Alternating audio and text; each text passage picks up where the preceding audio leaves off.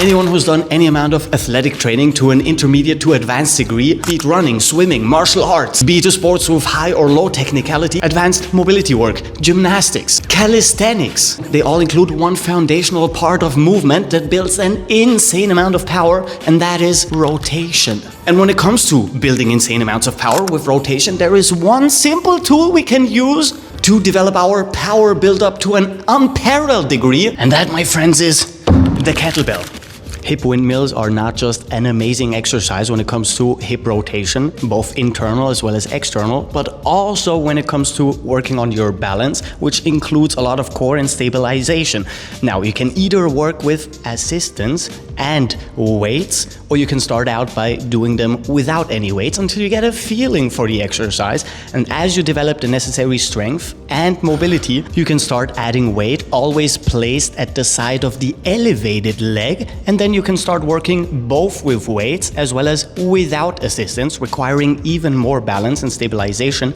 as well as more strength when it comes to your glutes and your adductors for this hip rotation, while of course massively engaging our core for stabilization purposes. The Cossack squat should always be a staple in everyone's workouts, not only because we now also have a lot of hip rotation when turning our toes upwards in the extended leg, but we also build a massive amount of balance and strength, especially for our adductors once again. And we've talked to death about the amount of mobility you can build by increasing your range of motion in a Cossack until you're sitting down all the way, and maximizing posterior chain flexibility by bending forward in our upper body, now combining lower body mobility in all joints. So to build a stable foundation for our entire body, we will combine a deep squat with an overhead press in a controlled manner for the first time without any rotation, for one, so we can build the necessary strength in our core in conjunction with our shoulders and our quads and leg musculature. And so we develop a feeling for the necessary coordination to move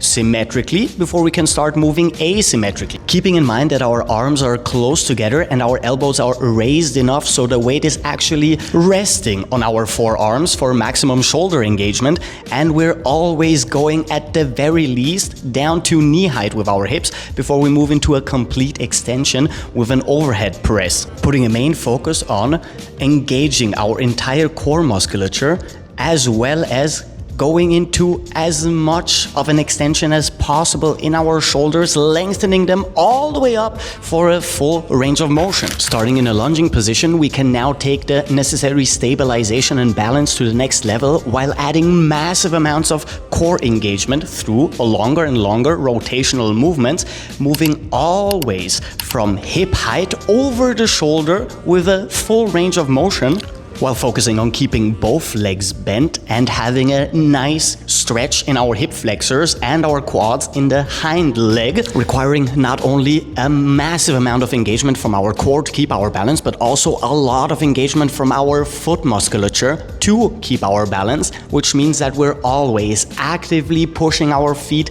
into the ground as if we were grabbing it for more balance. And once you have developed the necessary feeling for this movement, you can start increasing the power by moving more explosively for even more strength buildup throughout the movement pattern. And now we can start combining the overhead press with as much rotation in our spine as we can muster, engaging our obliques, our transverse abdominis, and our entire abdominals in general, while putting a focus on lengthening our arms as much as possible, moving into scapular elevation, which means that we're always pulling our shoulder blade up towards our ears for a longer range of motion, adding a massive amount of deltoid as well as trap engagement and upper chest engagement to our core engagement, of course, and taking our spine through a longer and longer rotation so we can strengthen our entire core, which becomes even harder once we tilt our pelvis forward to around our lower back,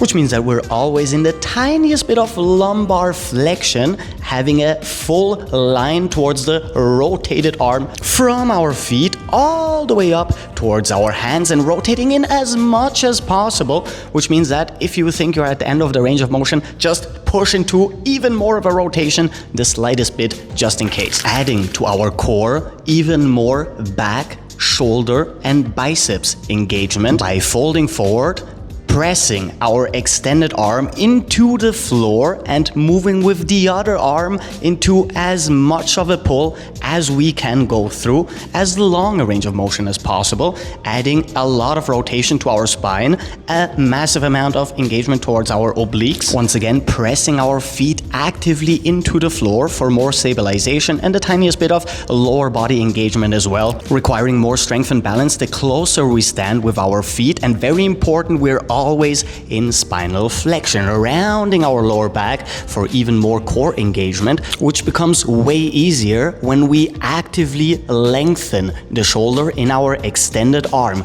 meaning we're always abducting the shoulder of the unmoving arm, so we stay a little bit more in a rounded position in our upper and lumbar spine, and then going through as much of a pull as we can go. Having done our first static lunging position, full body rotation, now we're going to switch our front foot with our back foot through tiny jumps. And when I say tiny jumps, I actually mean tiny jumps. Keeping your feet as close to the floor as possible when switching, and always going down with your knee, because as someone who does a lot of vertical jumps and box jumps, I went way too high, which number one makes it a lot harder to balance, and number two takes away from the energy required for the exercise itself. So staying close to the floor not only makes it better for our upper body rotation, to focus on that, but also helps us increase our speed and explosivity as we become familiar with this exercise, adding more and more high intensity, a little bit more cardio to this movement pattern as we progress.